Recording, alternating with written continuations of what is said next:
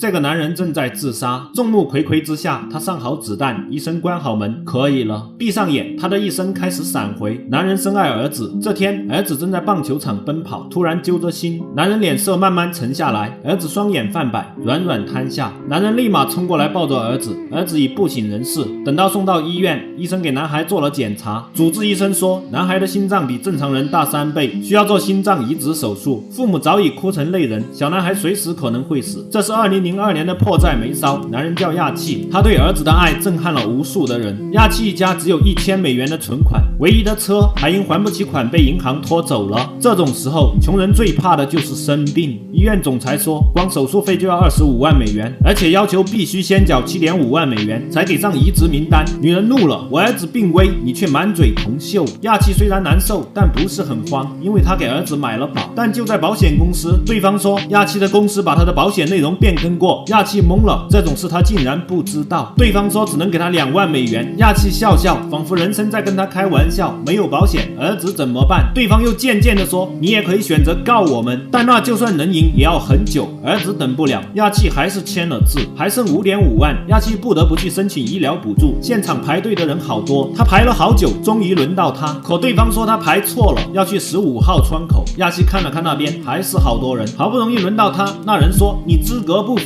亚气怒了，儿子病危，他又破产，他搞不懂谁才有资格。那人只好说对不起，但他需要的不是抱歉，而是帮助。穷人只能到处凑钱，朋友们给他凑了点，虽然不多，但是好重。亚气又变卖了所有值钱的家具。这天，朋友建议他去找媒体报道他的事，可媒体觉得不够劲爆。亚气用90元当了结婚戒指，他辛辛苦苦的凑着钱，但妻子一通电话彻底压垮了他。原来不久前，因为迟迟没交头款，医院叫他们出院，眼睁睁看着儿子死吗？亚气沉默许久，他原本老实本分，而今天他要给媒体一个真正的劲爆新闻。另一边，医生们正在陪妇人笑。亚气找到主治医生，请求再给点时间。他早就算过心脏手术可以让医院每年赚7500万，医生也曾建议过改变医院体制，但现在他只剩麻木。他们又拒绝了一个父亲的请求，亚气受够了拒绝，拿出枪叫他单独聊聊。为什么那么多人喜欢这部电影？我想是这位穷父亲对儿子的爱，这爱让亚气有勇气劫持整个医院，而他的挟持又跟那些冷血无情的歹徒不一样。有人要生孩子，他立马安排医生；有人手指受伤，他也安排妥当。他还宣布医院免费治疗，连麻木的主治医生也欣赏他。但有个街头混混不服他，这人家暴女友，说是车祸。这时有人中枪送医，亚气原本很谨慎，不想让他进来，但他听说那人快死了，他还是选择放他进来，还安排医生帮那人做手术。很快，警方包围了这里，对方找他谈判。亚气说他只想让儿子上心脏移植手术名单，可谈判的套路就是满口说可以，然后说做这些要时间，暗地里却要去找亚气的妻子和孩子。亚气并不知道这些，他正疑惑儿子出生时为什么没检测出先天性疾病。有个年轻医生看不下去，说了个震惊众人的内幕。原来有些无德医生会和保险公司合作，孩子出生时保险公司就已经知道孩子有什么先天性疾病，所以保险单不会包括这些病。这时警方又联系亚气，要他放出部分人质以表诚意。他本不想，但有个产妇胎位不正，急需送去产科。亚气又改变主意，可以释放部分人质，但就在他大意的时候，那个街头混混袭击了他。混混捅了亚气肩膀，亚气用头猛砸那人，将那人砸倒在地，两人扭打在一起。混混叫女友帮忙，女友拿起防狼喷雾，喷的却是混混，还狠狠教训混混一顿。看来女友受够了他的欺负，大快人心。其他人看落了，亚气将混混靠在暖气设备上，然后放出部分人质。这时医院外已有大量媒体，媒体问人质对持枪暴徒的看法，人质们都说他是个很好的人。媒体大吃一惊。这时警方伙同医院总裁找到亚气妻子，妻子本不想理他们就骗他说可以让孩子上移植名单，医院承担费用。妻子喜极而泣，决定去劝亚气，但他不知道警察局长就等亚气接电话，然后击毙亚气。副局长反对，还被他撤职，因为这人要参加选举，想拿亚气当跳板。狙击手已经偷偷从通风口爬了进去。这时亚气接到电话，是妻子打的。亚气听说儿子上了移植名单，满脸笑容。他又和儿子通话，儿子闭着眼睛，说话吃力，向他问好。他尬笑着让儿子放心，他过得很好。其实从一开始他就明白自己的结局。儿子问自己会死吗？他强忍泪水说 You're not gonna die.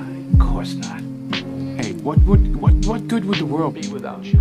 麻木的医院总裁早就感动哭了。这时狙击手已就位，红光闪烁间，亚气中枪，他软软瘫下。但警方不知道这一切被现场直播，幸运的是亚气只是被打中肩部。他愤怒地站起，将那人拉下，一顿暴揍。当亚气再次出现在人群的视野，人们为他欢呼。被感动的医院总裁也决定帮亚气。亚气也利用刚刚的狙击手人质，成功让警方把儿子送了过来。但医生说了一个必须要面对的问题：心脏哪里来？看着昏迷的儿子，亚气毫不犹豫说：“用我的。”医生怀疑自己听错了，亚气又重复一遍，医院里的人都被震惊了。医生本想反对，但亚气选择自杀，医生眼睛都瞪大了。医生说还有一个问题，那就是亚气的心脏是否合适。而这个穷父亲劫持医院前他就已经比对过数据了。医生还是不愿杀一人救一人，没想到亚气直接拿出枪要当场自杀。医生知道没有什么可以再阻挡这个父亲，他同意了，准备手术。亚气也来见儿子最后一面，他亲身唤醒儿子。亚气笑得好开心。儿子吃力地问爸爸：“弄到心脏了吗？”爸爸说：“他弄到了。”他郑重地和儿子说一些事。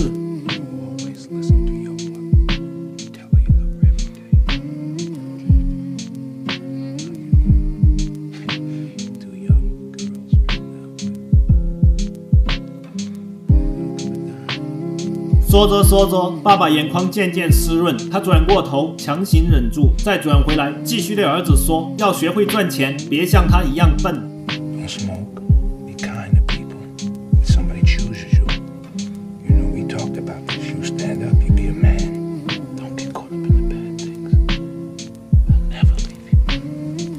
Right there. 的确，穷父亲给儿子的物质很少，但他的爱一点都不少。亚气走进手术室，拿出枪，装上子弹。原来从一开始，这把枪里就没有子弹。医生关上门，要自杀了。亚气喘着气，死亡面前谁能平静呢？亚气抬起枪，扣动扳机，还好保险没开。他正要继续，妻子砸门打断了他。原来不久前有个女司机违规超车，死于车祸，而他的心脏刚好和亚气儿子匹配。亚气本应立马被逮捕，但有个黑人小哥替他走了趟警局。这一切刚好被副局长看到，局长叫他别说话。副局长也乐意见到这样，亚气终于可以亲眼看到儿子手术成功。但他毕竟犯了法，只是蓄意谋杀罪等罪并未成立，可绑架罪成立，亚气还是会被宣判服刑2到3年。他并不后悔，他很欣慰，因为儿子现在好好的，那些事男孩都会做到。记得点赞关注，爱你们。